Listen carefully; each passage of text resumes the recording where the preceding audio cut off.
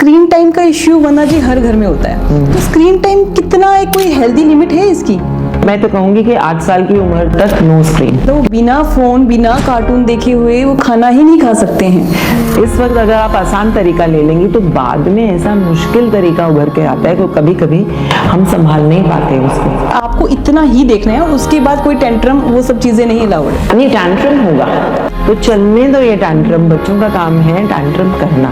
लेकिन as parents आपको ये जरूर पता होना चाहिए कि जब बच्चों को किसी चीज में मजा आने लगता है ना तो उनको बाउंड्रीज बनानी नहीं आती। जैसे डोपामिन उनका एक, जैसे रील्स देखते हैं तो उनका वो शूट करता है, तो इस वजह से उनको ये नहीं पता लगता कि वो एक एडिक्शन के एक लूप में फंसते जा रहे हैं। जब आप रियल लाइफ में जा रहे हैं, रियल लाइफ से रियल लाइफ में, तो हम देखते हैं कि बच्चे बिल्कुल ही अलग लगते हैं, शाय, विड्रॉन, उनका कोई रिएक्शन नहीं है, बिल्कुल डरे हुए, हाँ, आई कांटेक्ट भी करने से डरते हैं। वंदना जी, डिसिप्लिन के नाम पर अक्सर पेरेंट्स के बाद थप्पड़ लगा देते हैं और बाथरूम में बंद कर देना या फिर जोर से चिल्लाना, तो ये क्या आज की जो जनरेशन है क्या इनके लिए ठीक है?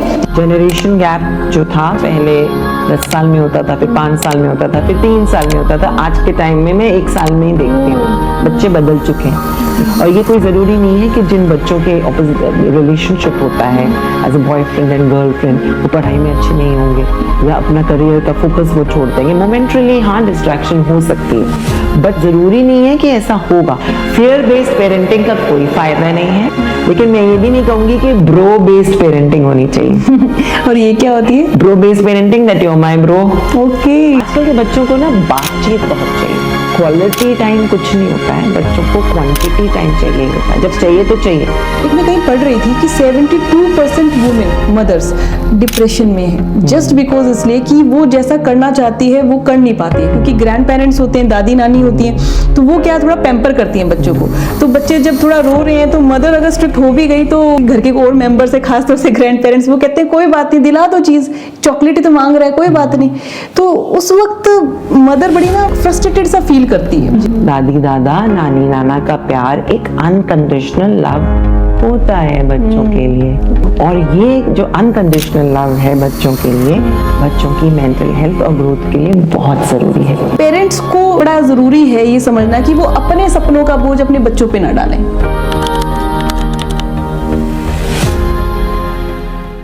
नमस्कार दोस्तों, मैं हूं डॉक्टर शुभा और आप सुन रहे हैं पाथवे टू हीलिंग। आज हमारे साथ हैं एक बहुत ही इंस्पायरिंग पर्सनालिटी, मिसेस वंदना सक्सेना, एक प्रिंसिपल, एजुकेटर, पेरेंटिंग कोच, जिन्होंने पिछले 30 सालों से काउंटलेस पेरेंट्स को गाइड किया है और साथ ही वो यूट्यूब चैनल पेरेंटिंग की पाठशाला की क्रिएटर है।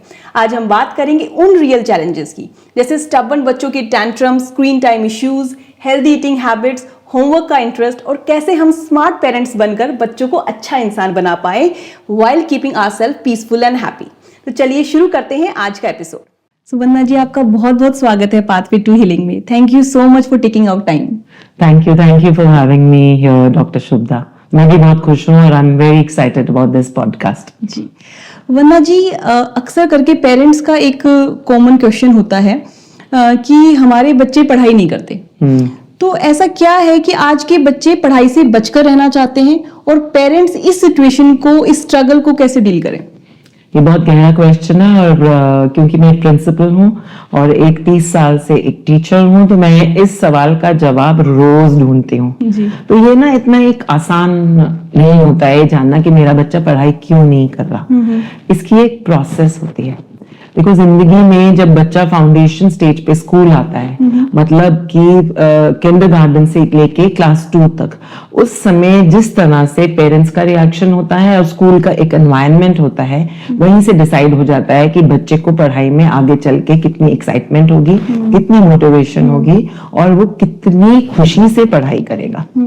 तो सबसे पहले हमें ये जानने की जरूरत है, क्या वो अचानक पढ़ाई करनी उसने बंद कर दी, या वो बचपन से उसको पढ़ाई का शौक नहीं है। तो स्टडी करना पड़ता है इस प्रोसेस को। सो एज पेरेंट्स भी जब आप इसके बारे में बात करते हैं तो आप पहले सोचिए, आप एक देखिए क्या ये एक पैटर्न है, क्या मेरा बच्चा पढ़ाई नहीं कर रहा इसका मतलब कि कुछ भी नहीं पढ़ता, क्या मेरा बच्चा लिखने से कतराता है, या फोकस नहीं है, बैठ नहीं पाता है, या मोबाइल का जो डिस्ट्रैक्शन है वंदना जी, क्योंकि बच्चे आजकल ऐसे वीडियो गेम खेल लिया, मोबाइल कार्टून्स देख लिए, तो उनमें भी तो उस वजह से भी तो एक रीजन हो सकता है कि उनका जो टेंशन स्पैन है वो काफी कम हो चुका है। बच्चे की एज ग्रुप के अनुसार आपको इसको असेस करना पड़ेगा। और एक चीज और, एज पेरेंट्स आप अपने घर के माहौल को भी जरूर देखिए। हो सकता है आपके घर में इतनी डिस्ट्रैक्शन हो सकता है कि आपके घर में पढ़ने के लिए बच्चे के लिए क्वाइट कॉर्नर हो ही ना, क्योंकि पढ़ना थोड़ा हार्ड वर्क तो होता है। पढ़ने के लिए बच्चों को और डिस्ट्रैक्शन से काटना पड़ता है, फोकस करना पड़ता है, और उसके लिए पेरेंट्स का रोल होता है कि वो माहौल घर में उनको देना है, राइट, मोटिवेशन उनको देनी है। और इस सवाल का जवाब आपको सेल्फ रिफ्लेक्शन से भी मिल सकता है, बच्चे के टीचर से बात करके भी मिल सकता है, बच्चे के पीयर ग्रुप की तरफ भी ध्यान देने की बहुत जरूरत है। और स्क्रीन टाइम को मॉनिटर करना तो आजकल के टाइम में बहुत बहुत बहुत जरूरी है। स्क्रीन टाइम का इश्यू वंदना जी हर घर में होता है, तो स्क्रीन टाइम कितना है, कोई हेल्दी लिमिट है इसकी? जहां हम स्क्रीन टाइम की बात कर रहे हैं तो, और लिमिट, स्क्रीन टाइम और लिमिट जी, ये दोनों चीजें कुछ अलग अलग चलती हैं। लेकिन मैं कहूंगी कि बच्चों के हिसाब से मेरा ये मानना है, मेरे 30 सालों के एक्सपीरियंस के साथ साथ आजकल के समय में जो स्क्रीन का इफेक्ट बच्चों पे हो रहा है और जो मैं देख रही हूँ, और स्क्रीन का एक्सपोजर बहुत जल्दी शुरू हो रहा है, तो मैं तो कहूंगी कि 8 साल की उम्र तक नो स्क्रीन, क्योंकि उसके वजह से आगे चलकर बच्चों के ऊपर बहुत बुरा इम्पैक्ट आ रहा है। ठीक है, जब आपने एक बार बंद कर दिया, अगर हो सके तो बंद कर दो। 8 साल की उम्र तक बच्चों के ब्रेन सेल की फॉर्मेशन बहुत जल्दी से होती है, तो उस समय स्क्रीन उनको कोई ऐसा एडिशनल नहीं दे रही जो उनको नेचर नहीं दे सकती। राइट, कोई गेम उनके साथ खेलिए, उससे बच्चे ज्यादा अच्छा सीखते हैं। नेचर में उनको ले जाइए, स्काई गेजिंग कीजिए, गार्डन में ले जाइए, एक्सपीरियंस ऑफ अर्थ दीजिए, मिट्टी के साथ खेलना बच्चों को बहुत जरूरी है, पहाड़ दिखाइए, साइकिलिंग कीजिए। ऐसा सेंसोरियल एक्सपीरियंस जो है वो स्क्रीन टाइम बच्चों को नहीं दे सकती, तो 8 साल तक बिल्कुल नहीं। पर वंदना जी, बच्चे खाना खाते हुए स्क्रीन टाइम तो उनका होता ही है, मतलब वो बिना फोन बिना कार्टून देखे हुए वो खाना ही नहीं खा सकते हैं, तो इस पर कैसे? और आप जैसे 8 साल तक की बात कर रहे हैं, बच्चों के आजकल 2 साल 3 साल के बच्चे उनके हाथ में मोबाइल होता है और वो खाना खा रहे होते हैं, और मदर भी ये सोचती है कि चलो कुछ तो जा रहा है बच्चे के पेट में। तो इसकी शुरुआत कहाँ से हुई कि मोबाइल देख के बच्चे खाना खाना शुरू कर इजी हो गया ना पेरेंट्स के लिए, तो वो इजी वे आउट लेने से बाद में बहुत मुश्किल वे आने वाला है। तो अगर बच्चे, छोटे बच्चों को कोई स्क्रीन टाइम नहीं देंगे 8 साल की उम्र तक, तो मैं कहूंगी 0 screen time is healthy for them at the age of 8। उसके बाद बड़े होते होते बच्चों को स्क्रीन टाइम देने से पहले बच्चों को और पेरेंट्स को स्क्रीन यूज करने के एथिक्स और उसके आगे के नतीजों को समझना होगा। ठीक है, शुरू में आप बच्चों को let's say half an hour introduce कीजिए। राइट, हमेशा याद रखिए पेरेंट्स कि जब भी आप बच्चों को स्क्रीन के साथ इंट्रोड्यूस कर रहे हैं तो उसको मॉनिटर करिए शुरू से। वो कैसे करेंगे? बहुत सारे एप्स होते हैं, ओके, आप फोन के ऊपर सेट कर सकती हैं टाइम लिमिट। बच्चों को पता होना चाहिए कि मेरा स्क्रीन टाइम मेरे पेरेंट लिमिट। तो शुरू से ही बच्चों की माइंड की ट्रेनिंग कि आपको इतना ही देखना है, और उसके बाद कोई टेंट्रम वो सब चीजें नहीं अलाउड है। उसके बाद नहीं, टैंट्रम होगा अलाउड नहीं। बच्चे बड़े होंगे तो बच्चों का बड़ा होना टैंट्रम्स के साथ साथ चलता है। टैंट्रम होगा, लेकिन उस टैंट्रम से आपको ये नहीं समझ लेना है कि बच्चे की टैंट्रम के डर के मारे उसको मैं उसके स्क्रीन टाइम को नहीं देखूंगा। और मैं बताती हूँ किस तरह का टैंट्रम होगा। जैसे ही बच्चे 4th या 5th में आएंगे, बच्चे इस चीज को लेके 2 टैंट्रम करते हैं। जैसे एक तो टैंट्रम होता है कि मेरे फ्रेंड्स के घर में उनके पेरेंट्स तो कुछ नहीं कहते हैं, you are old fashioned, you are not cool mom, आप तो मुझे टाइम से पीछे कर रहे हो। दूसरा, स्कूल का सारा होमवर्क तो मुझे मिलता है, मुझे उसके लिए मोबाइल यूज करना पड़ेगा, आप मेरा होमवर्क नहीं हो रहा, तो ये टैंट्रम होगा। और तीसरा टैंट्रम जो बच्चों का होता है, यू डोंट ट्रस्ट मी। तो चलने दो ये टैंट्रम, बच्चों का काम है टैंट्रम करना। लेकिन एज पेरेंट्स आपको ये जरूर पता होना चाहिए कि जब बच्चों को किसी चीज में मजा आने लगता है ना, तो उनको बाउंड्रीज बनानी नहीं आती। तो वंदना जी, ये भी एक तरह का एडिक्शन है, क्योंकि इसमें डोपामिन केमिकल रिलीज होता है। तो जैसे ही डोपामिन उनका एक, जैसे वो रील्स देखते हैं तो उनका वो शूट करता है, तो इस वजह से उनको ये नहीं पता लगता कि वो एक एडिक्शन के एक लूप में फंसते जा रहे हैं।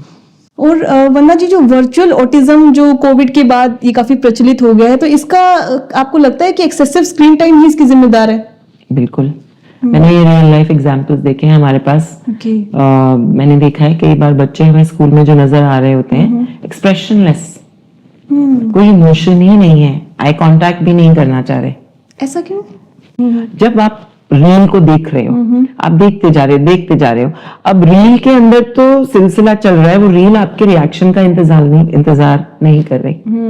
इमोशंस, एक्सप्रेशंस, जो आपको अवार्ड मिलना है, प्राइज मिलना है, वो आपके एक्सप्रेशंस का वो ये भी नहीं वेट कर रही कि आप वहां देख रहे हो। आई कांटेक्ट भी नहीं है। तो आपको ऐसे कॉन्स्टेंटली देखने की आदत पड़ गई। देखते देखते आपके ब्रेन में ये सिग्नल चला गया कि मैं रिएक्ट करूं या ना करूं, मुझे तो रिएक्शन मिल रहा है। राइट। माइंड आपका एक अलग सी स्टेट में चला जाता है, आपके माइंड की, ब्रेन की ट्रेनिंग हो रही है। तो वहां से क्या हो गया कि जब आप रियल लाइफ में जा रहे हैं, रियल लाइफ से रियल लाइफ में, तो हम देखते हैं कि बच्चे बिल्कुल ही अलग लगते हैं, शाय, विड्रॉन, उनका कोई रिएक्शन नहीं है, बिल्कुल डरे हुए, हाँ, आई कांटेक्ट भी करने से डरते हैं। लेकिन जब वो रियल लाइफ में आए तो उनका अलग रूप आ जाता है। Yes, definitely screen time addiction से आती है, और वो भी स्क्रीन टाइम एडिक्शन से तब आती है जब हमने शुरू से ही बच्चों के अंदर ये समझाया ही नहीं, अपने आप को भी नहीं समझाया एज पेरेंट्स, क्योंकि हम तो चलते गए जिंदगी के, जो बच्चा बड़ा होता गया, आसान तरीका था खाना खिलाना, स्क्रीन दे दी, कुछ तो खा रही है या कुछ तो खा रहा है, चलो कुछ तो खा रहा है, खाता ही नहीं है, घूमते रहते हैं, बच्चे में कैसे खिलाऊं, मुझे काम भी करना है, women are also working, तो उस समय हमने स्क्रीन दे दी। अच्छा चलो स्क्रीन दे दी तो बच्चे ने खाना खाया, तो वहां से ये एक विशियस साइकिल है, विशियस साइकिल है, इसको काटना बहुत जरूरी है। राइट। वंदना जी, डिसिप्लिन के नाम पर अक्सर पेरेंट्स कई बार थप्पड़ लगा देते हैं, और बाथरूम में बंद कर देना, या फिर जोर से चिल्लाना, तो ये क्या आज की जो जनरेशन है, क्या इनके लिए ठीक है? क्योंकि हमारे टाइम में तो हमने थप्पड़ भी खाए और we are also okay with that. Actually इसका एक कारण है कि हमारे टाइम में, जैसे कि आपने कहा कि we were okay with that, कि हमें हमारे साथ फर्म हैंडलिंग होती, नो मीन्स नो, यस, निगाही बहुत थी हमको बताने के लिए। टू कट आज का समय, बहुत सारे बच्चों को मैंने बदलते हुए देखा है, समय को बदलते हुए देखा है। आजकल का टाइम, बच्चों के चैलेंजेस, बच्चों का माइंडसेट हर साल बदलता हुआ मैं देखती हूँ। जनरेशन गैप जो था, पहले 10 साल में होता था, फिर 5 साल में होता था, फिर 3 साल में होता था, आज के टाइम में मैं 1 साल में ही देखती हूँ। बच्चे बदल चुके हैं, बच्चे सेम नहीं है। तो जाहिर सी बात है कि बच्चे क्यों बदले, क्या हुआ, उसके लिए क्या बच्चों की गलती है या सिर्फ स्क्रीन टाइम की गलती है, वो मुद्दा एक अलग है बात करने का। लेकिन बच्चे बदल गए हैं, उनकी रिक्वायरमेंट, उनकी चैलेंजेस फर्क है, उनको समझाने का तरीका आपको बहुत फर्क है। अब पेरेंटिंग का हर पेरेंट का एक रोल होता है कि बच्चों को डिसिप्लिन में लाना, और वो हमारा रोल है, वो कंटिन्यू करेगा। लेकिन डिसिप्लिन करने के तरीके को अगर हम फेयर बेस्ड पेरेंटिंग करेंगे, जो कि पहले चल जाती थी, वो आजकल में टाइम में फेयर बेस्ड पेरेंटिंग से बच्चों को मेंटल हेल्थ इश्यूज आते हैं, और आजकल के बच्चों के मेंटल हेल्थ इश्यूज का कोई ब्रेक नहीं है। फेयर बेस्ड पेरेंटिंग का कोई फायदा नहीं है, लेकिन मैं ये भी नहीं कहूंगी कि ब्रो बेस्ड पेरेंटिंग होनी चाहिए। और ये क्या होती है? Bro based parenting, that you are my bro. Okay. अब जब आपके बच्चे ने आपने बोल दिया बच्चे को आई एम योर ब्रो, बड़ी कूल सा शब्द है, आजकल की जनरेशन को बड़ी जल्दी समझ में आता है, बच्चा बड़ा खुश, ठीक है। लेकिन जब आपने वहां ब्रो बन गए आप बच्चे के, तो आपने अपने डिसिप्लिन करने के हक को और उस बाउंड्री को पार कर दिया। अब आपको हक नहीं बनता कि आप बच्चों को किसी भी तरीके से डिसिप्लिन कर पाओगे। एक बाउंड्री बनानी जरूरी है, तो इसलिए ब्रो बेस्ड पेरेंटिंग सही नहीं है। आजकल के बच्चों को ना बातचीत बहुत चाहिए, आजकल के बच्चों को हर चीज के वाई सुनने की, तो आप वाई समझाइए, कई चीजों में आप वाई नहीं समझा पाएंगे तो आप बोल सकते हैं, वेल आप ये भी कह सकते हो फॉर्मली कि मैं पेरेंट हूँ, ये मेरा रोल है, ये तो ऐसा ही होगा। फिर बच्चे आर्ग्यू करेंगे, जरूर करें, करने दीजिए उन्हें आर्ग्यू, लेकिन आपको कुछ चीजों पे फर्मली अपने आप स्टैंड होना। अपनी इमोशनल रेगुलेशन बहुत जरूरी है, आज के पेरेंटिंग में। वंदना जी, मतलब जब बच्चा आपसे आर्ग्यू कर रहा है, जैसे आपने कहा कि उन्हें आर्ग्यू करने दीजिए, ये भी बहुत इंपॉर्टेंट है। यूजुअली हम क्या करते हैं, बच्चा अगर आर्ग्यू कर रहा है तो पेरेंट्स उन्हें डांट देते हैं, टीचर्स भी डांट देते हैं, तो वो अपने जो इमोशंस है उन्हें एक्सप्रेस नहीं कर पाते, और इमोशन जब वो सप्रेस करते हैं तभी जो आप मेंटल हेल्थ की बात कर रहे थे वो तभी होती है। एक वंदना जी, एक मेरा यहाँ भी क्वेश्चन है, क्योंकि बोथ पेरेंट्स आजकल वर्किंग है, मदर फादर दोनों वर्किंग है, तो वो टाइम नहीं दे पाते हैं। टाइम लिमिटेड होता है, बॉन्ड भी बनाना है बच्चे के साथ, डिसिप्लिन भी करना है, तो उस वक्त लिमिटेड टाइम को एक क्वालिटी टाइम में कैसे बदलें? देखिए, इन सब चीजों को करने के लिए कोई शॉर्टकट मेथड नहीं है। राइट। तो सबसे पहले तो आपको अपने घर की वैल्यूज को, अपने घर की पेरेंटिंग, आप क्या चाहते हैं बच्चे से, आपको वो लिमिट्स और एक दायरा आपको सेट करना पड़ेगा। मतलब पहले खुद का माइंड क्लियर होना चाहिए, और बच्चे, आपको क्लैरिटी होनी चाहिए कि आप क्या चाहते हैं बच्चों के साथ। ये नहीं है कि आप ये मत सोचिए कि ऐसे ही बच्चे बड़े हो जाएंगे, ऐसे नहीं होगा कि बच्चों का बड़ा होना तो नेचुरल है, क्योंकि आजकल फैमिली स्ट्रक्चर बदल गया है। फैमिली स्ट्रक्चर बदल गया है कि mother is also working, father is also working. तो सबसे पहले अपने आपके पेरेंट्स ने, अगर आपकी mother stay at home mother थी, उन्होंने जैसे आपको पेरेंट किया, आप उनको वैसे पेरेंट नहीं कर पाएंगे। तो सबसे पहले उस गिल्ट से आगे निकल जाइए। जब आप गिल्ट में कोई भी सिस्टम बनाएंगे तो वो अच्छा सिस्टम नहीं होगा। अब आपको समझ में आ गया कि हस्बैंड वाइफ दोनों ने काम करना है, तो सबसे पहले husband wife partnership in parenting, उसको इम्प्रूव करना बहुत जरूरी है। क्योंकि पहले टाइम में शायद मदर ज्यादा शोल्डर करती थी, पर जहां वर्किंग पेरेंट्स हो गए हैं, mother is parenting, father is also working, mother is also working, तो वो आपस में जो आपकी पार्टनरशिप है उसको स्ट्रांग होना है। बच्चों को अगर देखा जाए तो क्वालिटी टाइम कुछ नहीं होता है, बच्चों को क्वांटिटी टाइम चाहिए होता है। जब चाहिए तो चाहिए, ऑन ऑफ बटन नहीं है। पेरेंट का जब टाइम चाहिए बच्चे को तो चाहिए। तो जब आप आपस में डिसाइड कर लेंगे कि आपको बच्चे को, आप जब आप नहीं है तो आप हो जाओ, जब आप नहीं है तो आप हो जाओ। अगर आप वर्किंग पेरेंट्स हैं तो बच्चों को थोड़ा जल्दी इंडिपेंडेंट कीजिए, बच्चे को रूटीन में लाइए जल्दी, जैसे उठना, खुद नहाना। लेकिन जिस तरह रूटीन में आप सिर्फ अपने वर्क को टाइम देते हैं, उसी तरह बच्चे की जरूरत के हिसाब से भी रूटीन को सेट करना उतना ही जरूरी है। तो रूटीन सेट कीजिए, आपस में कोलैबोरेशन कीजिए। फिर एक चीज और याद रखिए कि आप अकेले नहीं हैं। पेरेंटिंग जो है बच्चों की कम्युनिटी से भी आपको मिलती है। ग्रैंड पेरेंट्स हैं बच्चों के, रीच आउट टू देम। आपके कुछ फ्रेंड्स होंगे जहां बच्चे को छोड़ना सेफ होगा। स्कूल में आप जाइए, हो सकता है आप एक्सप्लोर कीजिए कम्युनिटी, अपने जो पेरेंटिंग के दायरे को एक्सपैंड कर दीजिए, और बच्चे के रूटीन को बच्चे की जरूरत के हिसाब से आप जरूर सेट कीजिए। थोड़ा दिमाग से काम कीजिए ना, सिर्फ दिल से मत चलिए कि जब आप when you're working in the office तब आप दिमाग से चल रहे हैं, तो बच्चे के साथ सिर्फ दिल लगाएंगे नहीं। बैलेंस बनाना जरूरी। वंदना जी ये सही कह रहे हैं कि ऐसा नहीं है कि 50% फादर को देना है, 50% मदर को देना है। मुझे लगता है 100% फादर को देना है और 100% ही मदर को देना चाहिए। एक इसी से ही एक और क्वेश्चन है, जैसे आप सुबह उठने की अगर हम बात करें तो बच्चों को जब हम सुबह उठाते हैं तो वो कहते हैं मम्मा 5 मिनट और सोने दीजिए, तो उस वक्त कैसे हम उन्हें डिसिप्लिन लाएं? और सुबह का जो टाइम होता है वो बहुत इंपॉर्टेंट होता है, क्योंकि उस वक्त बच्चे का एक सबकॉन्शियस माइंड भी एक्टिव होता है। तो उस वक्त अगर हम गुस्सा करके या चिल्लाकर उठाते हैं तो वो फिर बच्चे का भी सारा दिन खराब जाता है और आपका भी जाता है। तो वो उसके बारे में थोड़ा गाइड कीजिए। एक्चुअली मैं अगेन एक्सपीरियंस से कहूंगी कि जो बच्चे को उठाने का टाइम है वो आपके उठने के टाइम के आधे घंटे बाद होना चाहिए। ऐसा नहीं है कि जब आप उठे तभी बच्चे को उठाना है, क्योंकि अब आप देखिए कि जब बच्चे का सबकॉन्शियस माइंड चल रहा है, जब हम भी उठते हैं सुबह सुबह, तो हमको थोड़ा सा डाउन टाइम चाहिए टू गेट फुल्ली एक्टिव। तो सबसे पहली बात तो please establish, centre yourself before you start waking up your child। अपने लिए थोड़ा सा 10-15 मिनट का सेल्फ केयर टाइम जरूर रखिए, so that your state of mind is a little calmer and a relaxed time। अब बच्चों को डांट के उठाना, झिड़की मार के उठाना, ये पुराने तरीके थे। सबकॉन्शियस माइंड में दिस इज द टाइम जब आप बच्चों के माइंड में एक रेजोल्यूशन सेट कर सकते हो। हर बच्चे को चाहिए कि माता का, मदर फादर का हग चाहिए, that can be your hug time, so then you wake them up gently.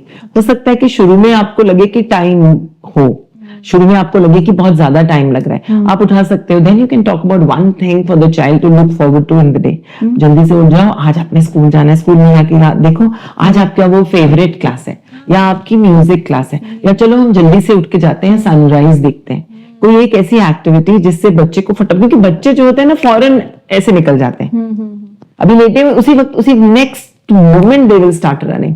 सो आपको जो है थोड़ा सा कुछ रिचुअल्स लाने हैं। एक नियम बना लीजिए कि हमारे घर में सुबह सुबह चिल्लाना नहीं होगा। No anger zone. कई बार मैंने देखा है कि सुबह सुबह उठ के चिल्ला चिल्ला के हम जा रहे हैं, तुम भी आ जाओ, तुम ये काम कर लो, तुम नाश्ता खा लो, तुम बैग पैक कर लो। इस चीज को बदल दो, बदलो, जितना भी एफर्ट लगे इसको करने के लिए आराम से शांति से। मैं नहीं कहूंगी कि बच्चों के साथ शांति मेंटेन करनी आसान होती है, पर अगर आप ठान ही लोगे कि मैंने अपनी ऊंची आवाज में नहीं बात करना, तो ऊंची आवाज में बात करना जरूरी नहीं समझती मैं। वंदना जी, बच्चे आजकल ना गैदरिंग्स में या मॉल में इतना टेंट्रम थ्रो करते हैं, उन्हें होता है कि मम्मा हमें ये चीज दिलाओ। अच्छा, पेरेंट्स भी एम्बेरस हो जाते हैं जब, खास तौर से अगर आप फैमिली फंक्शन में है या मॉल में है, तो आप भी थोड़ा सा सोचते हैं कि क्योंकि जज तो आपको ही किया जाएगा एज अ पेरेंट, तो वहां कैसे डील करें बच्चों के साथ? 2-3 चीजें हैं इसमें। सबसे पहली बात तो जो मॉल हो गया या पब्लिक गैदरिंग में एक एनर्जी बहुत रेस्टलेस होती है जी, तो वही एनर्जी बच्चे को भी चार्ज कर रही है, तो उनका हाइपर रिएक्शन आना एक स्वाभाविक सी बात है, ये नेचुरल बात है। दूसरी चीज, बच्चे हम पे एज पेरेंट्स जब बच्चे पब्लिक गैदरिंग या मॉल में टैंट्रम थ्रो करते हैं, हम बहुत एम्बैरेस्ड फील करते हैं, और हम भूल जाते हैं कि आसपास वाले लोगों के भी तो बच्चे रह रहे हैं, है ना? तो don't be judged, don't feel judged. अगर आपका बच्चा टैंट्रम थ्रो कर रहा है, वो गलत है तो you don't have to give in to it. आप डिस्ट्रैक्ट करने की कोशिश कीजिए, but don't give in to that tantrum. या आप उस समय बच्चे को ये भी कह सकते हैं, जो एक बड़ी ट्राइड एंड टेस्टेड सी चीज है, मेरी बेटी भी अपनी बेटी के साथ यूज करती है उसको, कि if you say please then I will think about it. Okay. बच्चे बड़े चालाक होते हैं, फिर बच्चे प्लीज तो बोल देंगे, बोल देती है प्लीज। तो उस समय अगर वो प्लीज बोल रही है तो उस समय उसको छोटी सी चीज आप दे दीजिए। पर अगर बच्चा वो टैंट्रम और बच्चों को अगर पता लग गया कि मेरे मम्मी पापा को मेरे टैंट्रम थ्रो करने से शर्म आ रही है, देन तो बस आप फंस गए। तो ये चीजें जो आपको बड़े जेंटली आपको अगर बच्चा टैंट्रम थ्रो कर रहा है, आंसू भी निकाल रहा है, पहले तो आप you don't feel sad about it. मेरा बच्चा रोया नहीं, चिल्लाया नहीं, तो सबसे पहले तो माँ का दिल टूट जाता है या बाप का दिल टूट जाता है। तो दिल मत तोड़े, ये बच्चों के लिए स्वाभाविक सी बात है। और जब बच्चे की एनर्जी काम हो जाए, उस समय उनसे जरूर बात करके कहिए कि ये चीज ठीक नहीं है, हमारे घर में ये नहीं चलेगा। फैमिली रूल्स बनाने जरूरी है। फैमिली रूल्स की उस समय बात कीजिए। पर वंदना जी, कई बार जैसे ठीक है मदर और फादर थोड़े स्ट्रिक्ट होते हैं, डिसिप्लिन लाने की कोशिश भी करते हैं, एक मैं कहीं पढ़ रही थी कि 72% वुमेन मदर्स डिप्रेशन में है, जस्ट बिकॉज इसलिए कि वो जैसा करना चाहती है वो कर नहीं पाती है, क्योंकि ग्रैंड पेरेंट्स होते हैं, दादी नानी होती हैं, तो वो क्या थोड़ा पैम्पर करती हैं बच्चों को। तो बच्चे जब थोड़ा रो रहे हैं, तो मदर अगर स्ट्रिक्ट हो भी गई, तो कई बार रहता है कि घर के और मेंबर से, खासतौर से ग्रैंड पेरेंट्स, वो कहते हैं कोई बात नहीं, दिला दो चीज, चॉकलेट ही तो मांग रहा है, कोई बात नहीं। तो उस वक्त मदर बड़ी ना एक फ्रस्ट्रेटेड सा फील करती है। तो एज अ मदर आप ये बताइए कि कैसे इस सिचुएशन को डील करें? सबसे पहले एज अ मदर हमें ये समझने की जरूरत है कि अगर बच्चे ने जिद की है ना, और दादी दादा या नानी नाना ने बच्चे की जिद में गिव इन टू इट, इसको आप अपने ईगो पे मत लीजिए। ओके। यहाँ पे होता है अक्सर कि हमारा ईगो आ जाता है कि मतलब बच्चा मेरा कहना ही नहीं मान रहा, मतलब बच्चे को आपने जो मैंने मना किया, मैं माँ हूँ, मैं माँ हूँ, मैंने मना किया और मम्मी ने, दादी ने या नानी ने दे दिया, मेरा ईगो हर्ट हो जाता है। तो सबसे पहले आप ईगोस के हर्ट होने से अपने आप को परे कर दीजिए। अब सिचुएशन को ऑब्जेक्टिवली आप देखिए। दादी दादा नानी नाना का प्यार एक अनकंडीशनल लव होता है बच्चों के लिए, होता है। सॉफ्ट कॉर्नर उनका ग्रैंड चिल्ड्रन के लिए होता है, और ये जो अनकंडीशनल लव है बच्चों के लिए, बच्चों की मेंटल हेल्थ और ग्रोथ के लिए बहुत जरूरी है, बहुत जरूरी है। अब जब आप इसको इस तरह से देखेंगी, तो आप देखेंगी कि आजकल के बच्चे, वरना मैं कहूंगी हर वक्त बच्चों को बहुत सारा प्यार चाहिए होता है, बहुत सारा प्यार चाहिए होता है। तो एज अ मदर, क्योंकि आपने डेली रूटीन मंडेन चोर्स करने ही करने, तो कुछ प्यार आप जो बच्चों को नहीं दे पा रही, दादी दादा नानी नाना ने दे दिया, तो बच्चे की मेंटल हेल्थ पे अच्छा असर हो रहा है। लेकिन आप फिर भी अपने रोल में आप आप एज अ मदर आप मना कीजिए। ओके। अब क्या होगा, इसमें क्या होगा, अक्सर बच्चे ब्लैकमेल भी करने लग जाते हैं। हाँ जी। होता है, everything is fair in love and I would not say for here, it is love. तो बच्चे वो समझ जाते हैं, वो इस चीज को एक्सप्लॉइट करना शुरू कर देते हैं जी।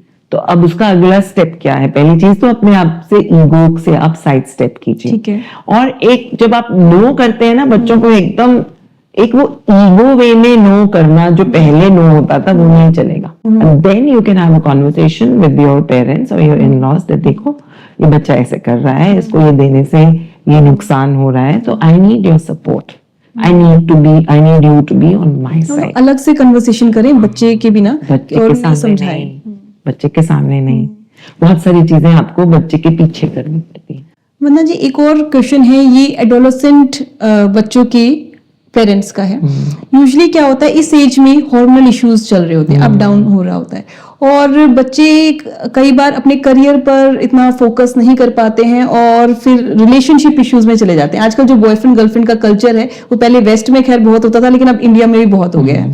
तो उस वजह से क्या होता है, जब पेरेंट्स को ये पता लगता है और वो देख रहे होते हैं कि हाँ बच्चे अब पढ़ाई पर कम ध्यान दे रहे हैं, ऑब्वियसली अगर रिलेशनशिप में होंगे तो डेफिनेटली पढ़ाई का जो टाइम है वो तो कट ऑफ होएगा ही। तो ऐसे में पेरेंट्स कैसे इमोशनल होकर, थोड़ा सेंसिटिव होकर कैसे बच्चों से डील करें? हाँ, आजकल के टाइम में ये इशू काफी आ रहा है, बच्चे भी परेशान हैं इसको लेकर कि हमारे पेरेंट्स नहीं समझते। हाँ, सुनते ही नहीं है ना? तो अगेन इसके थोड़ी सी हिस्ट्री में जाइए। पहले टाइम में होता था कि boyfriend girlfriend, opposite sex relationship या अपनी ही सेक्सुअल आइडेंटिटी को समझना, ये पेरेंट्स सोचते थे ये तो नेचुरल है, अपने आप बच्चा सीख जाएगा जी। कट टू आजकल का टाइम। अब ये समझने की जरूरत है कि बच्चों को एक्सपोजर बहुत बढ़ गया है। तो अगर आप इस चीज के बारे में आप नहीं बात करेंगे तो बच्चों के पास फ्रेंड्स, मैगजीन्स एंड इंटरनेट आ गई है, राइट। तो वहां से एक्सप्लोर करेंगे तो उनके पास और एक्स्ट्रा इंफॉर्मेशन उनको मिल जाएगी, क्योंकि बच्चे क्यूरियस होते हैं। आजकल के बच्चों को लॉजिकल एक्सप्लेनेशन जरूर चाहिए, तो वहां पे उनको मिस इन्फॉर्मेशन मिल जाएगी, वहां डिस्ट्रैक्ट होने के चांसेस ज्यादा है। अब दूसरी चीज हमें ये समझने की जरूरत है, एज पेरेंट्स ये जरूर जानने की जरूरत है दैट ऑपोजिट सेक्स अट्रैक्शन और even exploring your own sexual identity ये बिल्कुल नेचुरल है। ये वेस्ट का कॉन्सेप्ट नहीं है, ये वेस्टर्न कल्चर का कॉन्सेप्ट नहीं है, हर ह्यूमन बीइंग के लिए नेचुरल है। अब आप सीखिए कि आपने इस कॉन्वर्सेशन को कैसे करना है, क्योंकि आज पेरेंट्स हो सकता है आपको नहीं आता इसके बारे में बात करना, तो आप सीखिए इसको और धीरे धीरे बच्चों के साथ इसके बारे में बात करना शुरू कीजिए। और ये कोई जरूरी नहीं है कि जिन बच्चों के रिलेशनशिप होता है as a boyfriend and girlfriend वो पढ़ाई में अच्छे नहीं होंगे या अपना करियर का फोकस वो छोड़ देंगे। मोमेंटली हाँ डिस्ट्रैक्शन हो सकती है, बट जरूरी नहीं है कि ऐसा होगा। तो सबसे पहले अपने जो आपने जजमेंट दी हुई है इसको कि ये वेस्टर्न कल्चर है, हमारा कल्चर नहीं है, उससे निकलिए। इसको नेचुरल बनाइए, इसको नॉर्मलाइज बनाइए and build your relationship with your child, जहां पे बच्चे को आपके साथ ये बात करने का कंफर्ट हो। अब ये ऑपोजिट सेक्स रिलेशनशिप या सेक्सुअल आइडेंटिटी क्राइसिस जिसको कहते हैं, उसको क्रॉस करते करते बच्चे के अंदर बहुत कॉन्फ्लिक्ट होता है। आजकल के टाइम में बॉडी शेमिंग जी और रिजेक्शन, ये चीजों से बच्चों की मेंटल हेल्थ पे बहुत ज्यादा इम्पैक्ट पड़ रहा है। तो जब आप बच्चे के साथ उनकी जर्नी में होंगी then it will be a healthier relationship of the child with themselves. अपना सेल्फ इमेज उनका बेटर रहेगा, वो कॉन्फ्लिक्ट में नहीं आएंगे, कंफ्यूजन में नहीं आएंगे। तो जाहिर है कि पढ़ाई के साथ साथ वो उसको भी मैनेज करेंगे, वो कटने वाला तो नहीं है। You can keep children away from it, manage करना पड़ेगा। आप नहीं कह सकते don't feel attracted to that boy, don't feel attracted to that girl. आपको दिख भी रहा होता है कि बच्चे चिल्ड्रन दे गेट इन्फैचुएटेड, या तुम्हारी पढ़ने का टाइम है, अभी तुम्हारा पढ़ने का टाइम है, तुम इन सब चीजों से दूर रहो। तो these are all outdated things. और जब आप बच्चों को ये कह रहे हो तो बच्चों को पता है मम्मी तो झूठ बोल रहे हैं, पापा तो झूठ बोल रहे हैं, क्योंकि इंस्टाग्राम की वो रील तो मुझे कोई और स्टोरी सुनाई थी, वो फिर इंस्टाग्राम पे जाएंगे ज्यादा। राइट, ठीक कह रहे हैं आप। एक वंदना जी, बच्चों को फेलियर को एक्सेप्ट करना कैसे सिखाएं? जैसे अभी आप बात कर रहे थे रिजेक्शन में, चाहे रिजेक्शन रिलेशनशिप में हो, चाहे रिजेक्शन कोई हमने कॉम्पिटिटिव एग्जाम ना क्रैक किया हो, क्योंकि अगर IIT exam, JEE, NEET exam, MBBS के लिए जो बच्चे तैयारी करते हैं, यूपीएससी की तैयारी कर रहे हैं, तो उसमें क्या होता है कि सक्सेस रेट थोड़ा कम होता है, काफी कम होता है। तो उसमें बच्चे फेलियर को बड़ा एक बहुत ज्यादा दिल पे ले लेते हैं, और इस वजह से बहुत सारे बच्चे कोटा में अगर हम बात करें तो आए दिन सुसाइड भी कर रहे हैं। पेरेंट्स को के लिए बड़ा जरूरी है ये समझना कि वो अपने सपनों का बोझ अपने बच्चों पे ना डालें। फेलियर को हम क्यों नहीं एक्सेप्ट करते? क्योंकि हमने अपनी लाइफ में एक हमारी सोच है कि परफेक्शन नाम की कोई चीज होती है जी, टाइप ए पर्सनालिटी, कि परफेक्ट कोई चीज परफेक्ट होने का मतलब हर चीज सही चल रही है, हर चीज बिल्कुल अलाइंड है, हर चीज सक्सेसफुल है। तो परफेक्शन कोई चीज नहीं है। अब जब परफेक्शन कोई चीज नहीं तो दूसरी चीज क्या है? Work in progress. और जब वर्क इन प्रोग्रेस की तरफ आपका ध्यान जाएगा तो जाहिर सी बात है कि हिट एंड ट्रायल मेथड से बच्चा सीख रहा है। हिट एंड ट्रायल मेथड में क्या होता है? Error success, error success. Error का क्या मतलब है? उसको आप फेलियर से रिलेट कर सकते हैं। फेलियर नॉर्मल है, नॉर्मल है, इसको पहले नॉर्मलाइज कीजिए। दूसरी चीज, जब आपके बच्चे का कोई भी एक रिजल्ट, कंपटीशन क्या भी ले लेते हैं, अगर आपने बच्चे की बहुत तैयारी कराई, बच्चे कंपटीशन के लिए गए एंड एक तरफ तो बच्चा जब जीता तो आप बहुत खुश हैं, वाह वाह एक्सीलेंट वंडरफुल, कितना हुआ, क्या हुआ। और जब बच्चा नहीं जीता तो आपका चेहरा गिर गया। आपने बच्चे से पूछा ही नहीं कि आपने इतनी मेहनत की, आप स्टेज पे चढ़े, आपने क्या कहा था, कितना आपने क्लोज कर दिया चैप्टर। तो पेरेंट्स का या टीचर्स का भी रिएक्शन जब बच्चे सो कॉल्ड सक्सेस नहीं होने मिलती तो उसके हिसाब से बच्चों के अंदर फेलियर रिलेटेड सिग्नल सेट हो जाते हैं। एंड हर बच्चा चाहता है कि उनके आसपास के अडल्ट्स जो हैं उनसे खुश रहें। वो चाहते हैं वो वाला रिएक्शन उनको चाहिए, तालियां बजाएं, उनको अपलॉड किया जाए। तो वो रिएक्शन के लिए वो क्रेव करते हैं, वो अप्रिसिएशन के लिए वो क्रेव करते हैं। और जब हमें लगता है कि ओ माय गॉड अब मैं आज तो फेल हो गया, मुझे वो रिएक्शन नहीं मिलेगा, बल्कि कई जगह तो लोग गुस्सा भी हो जाते हैं, कई लोग मारते भी हैं बच्चों को, कई लोग ये भी कोसने लग जाते हैं बच्चों के कि तुम कुछ नहीं कर सकते।